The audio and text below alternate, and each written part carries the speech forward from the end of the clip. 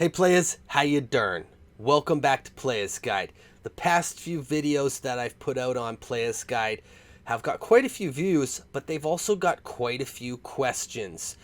And one of the reasons I started this channel was because I wanted to share information and have discussions with other retro gamers and collectors. So if that's something that you're interested in, then you're probably already subscribed to the channel. If not, what I'm going to be doing is I'm going to be covering from here on out some questions that are left in the comment section of the channel. I'm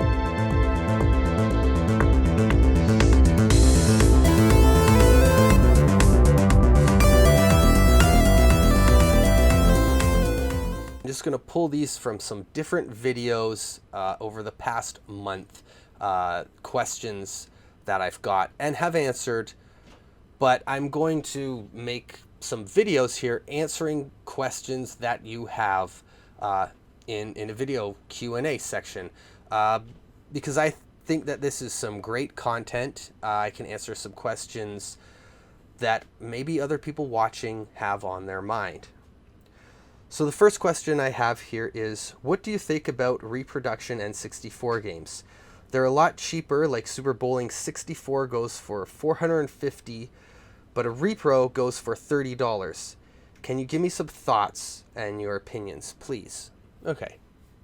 So my thoughts are on reproductions in general. If the game was released in the region and the console that I'm collecting for, then there is no need to buy a reproduction ever.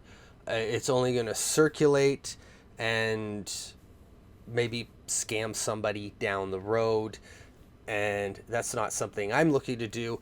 As a collector, I don't understand why I would want to get into collecting to collect bootlegs or fakes. If you get what I'm getting at there, it doesn't make sense from a collector's standpoint. From a gamer standpoint, the cheapest and easiest way to play these games and have a massive collection of games is to buy a flash cart, which is what I would recommend doing. So, do I think that bootlegs or reproductions are good? Absolutely not. I think that they're completely bogus. The only way that I could support a reproduction is if it's like a translation of a game that was released in Japan and not in North America, or if it was like an unreleased game that somebody dumped and made like a limited run of those games so that people who wanted to have a physical copy and play the game the way that it was originally meant to be played can play it, then I think that's great, and I fully support those. All right, next question I got here is from Game Investing. This is a gentleman who's commented a few times on the channel before. How do catalysts like 25th Pokemon, 35th Zelda, Super Nintendo World, I think it means Super Mario World, 10th anniversary of Halo in 2021 affect loose carts versus investment grading? So some of those games, okay, so Pokemon, I think those carts are going to go up for a while.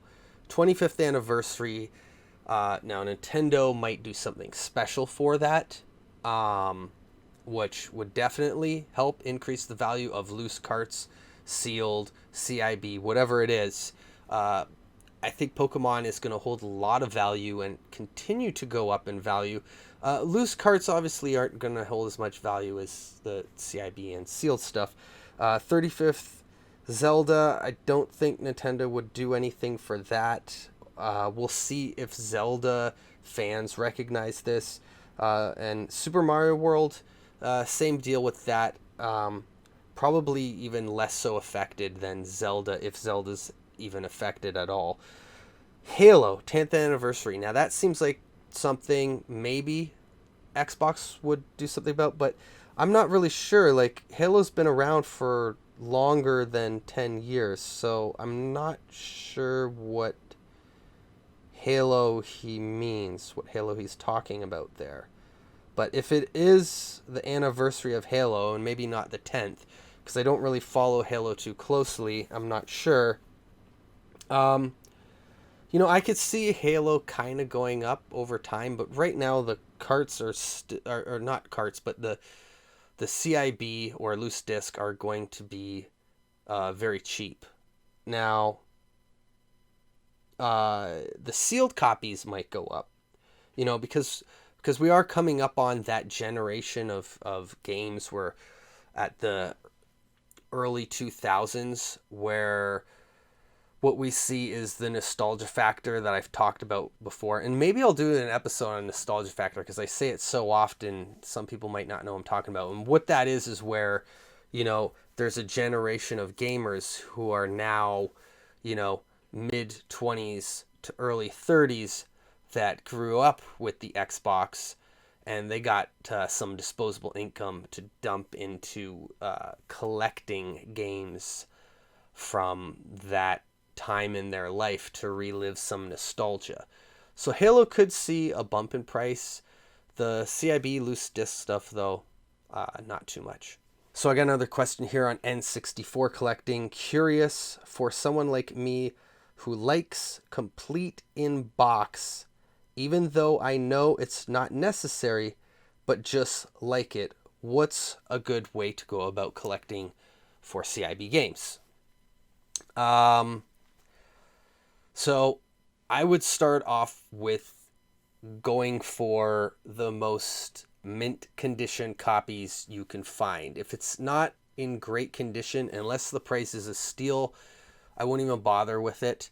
I would go for the more popular games, maybe the rare games if you can afford them. If not, what you can do is always buy lots or buy copies of the games that you want CIB and trade up. And then when you have that, those lesser copies, you can sell them and unload them and use that money to fund some of the rarer stuff.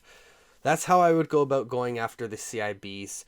I wouldn't pass up much of anything. So if you see some sports games that have been sitting on a shelf at one of your local game stores for a while and they're CIB and CIB is your goal, see if you can get a bargain on them. Try to haggle a deal because they're not, like, those CIB sports games aren't going to appeal to many people other than CIB collectors.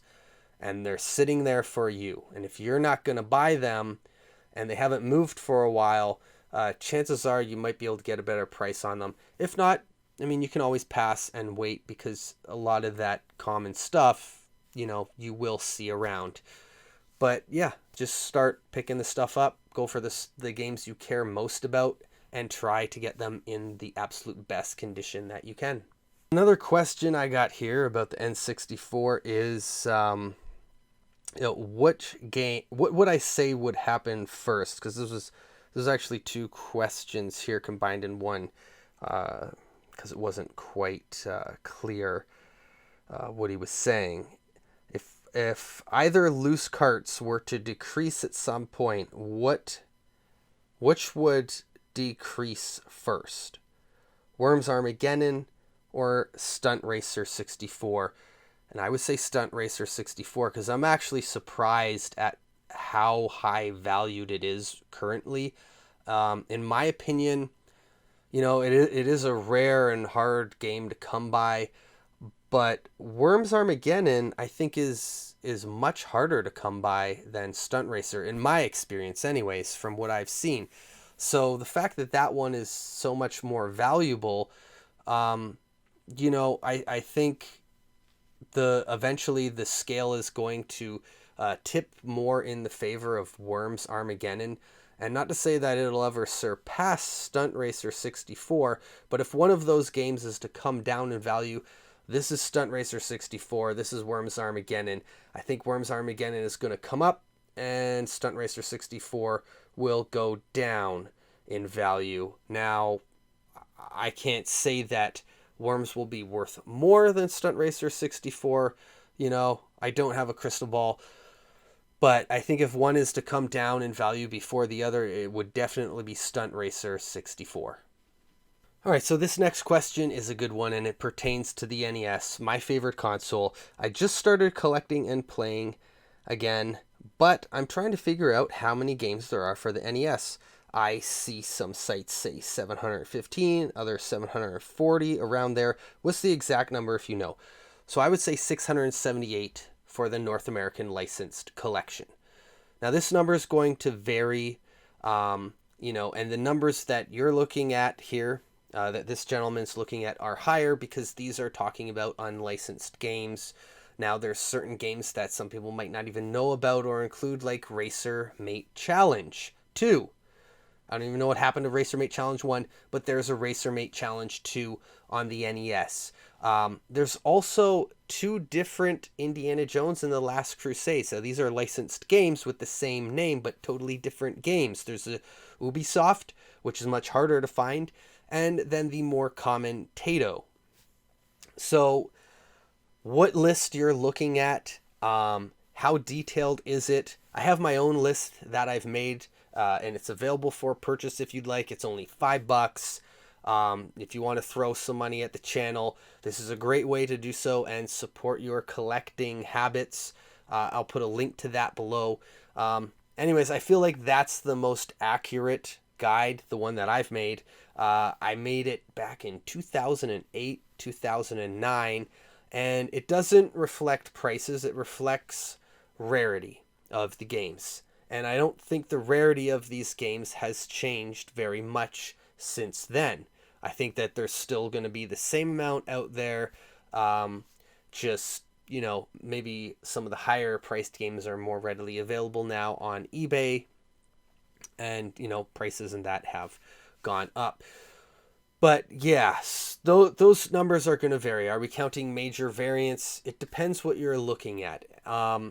So really this, I think at one time, there were specific numbers set in place that people thought would be a complete NES collection. But really nowadays, complete is basically that 678 is a starting point.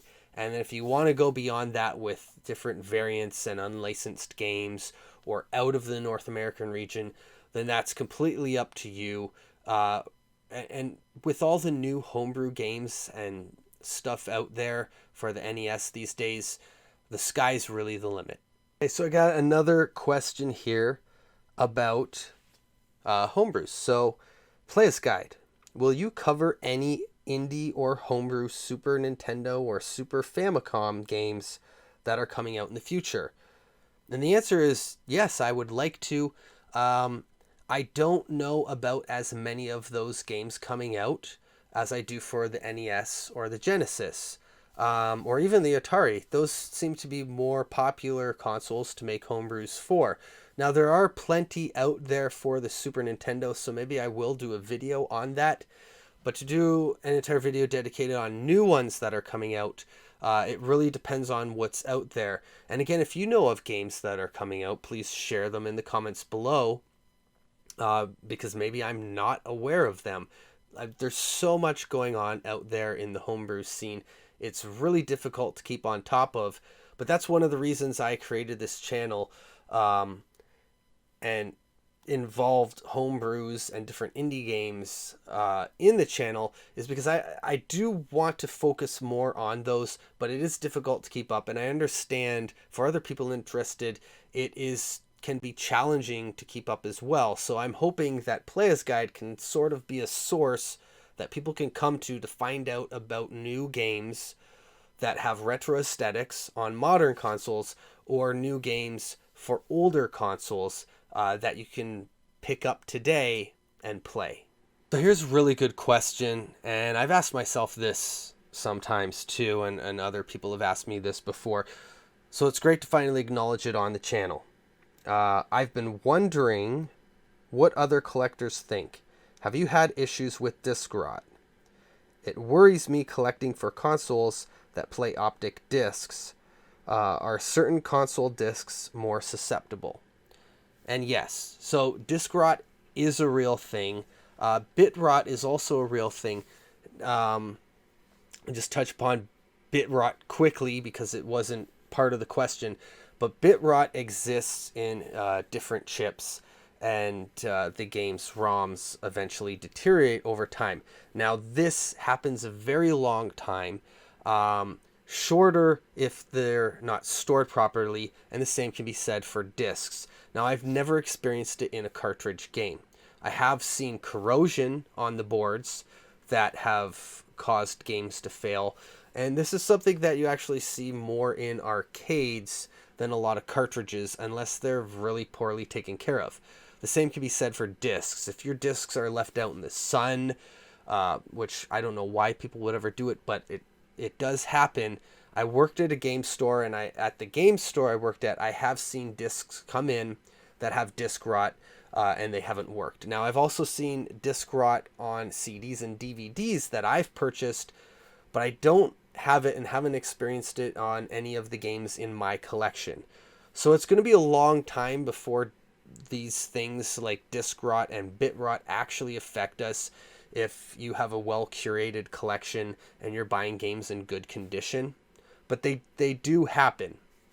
And what you want to look for on a disc is sort of like a discoloration or a cloudiness to the disc, and that's a sign of disc rot right there. And like I said, I have experienced it on brand new DVDs and CDs. Now, Blu-ray is a little bit different, and now the Nintendo Wii U has a disc much like a Blu-ray. So the digital coding that you're playing the game off of is not encrypted on the surface of the disc. So those discs are more durable, and they're a bit thicker if you compare them to other discs in your collection.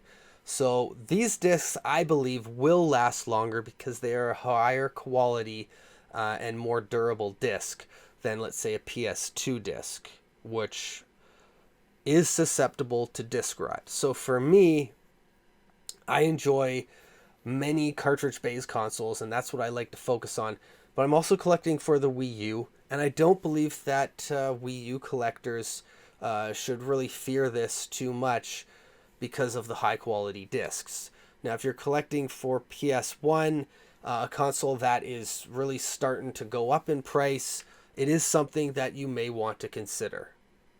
That's all the questions I got in the comments section for this month. And all the comments that I felt needed to be acknowledged and could be acknowledged on the channel. So if you have some interesting or serious questions that you're looking for an answer for, please leave them in the comments below of this video, and I'll do my best to get to them and answer them and provide you with a solution if I can. If not, I always have my opinion that I can give to you. This is something that I'd really like to start doing more of, so please don't hesitate if you have any questions. One of the reasons I got into YouTubing, the main reason I started this YouTube channel, was because I wanted to share some knowledge that I have and put out some quality content for retro gamers and collectors and really start a discussion. So this is great. I love the comments. We also have a community on Discord that's linked below in the description if you'd like to join and talk more about retro games and collecting. Or you can do so on the chat in Twitch. Playas Guide is now streaming 7 days a week. Sometimes 6, but a lot of times it's 7 days a week. So you catch us every single day. And by us, I have a team of other really awesome retro gamers that you can tune in and join. And follow Playas Guide on Instagram, Twitter, and subscribe to the channel because Playas Guide wants to be your source for retro gaming and collecting. That's it. Later, players.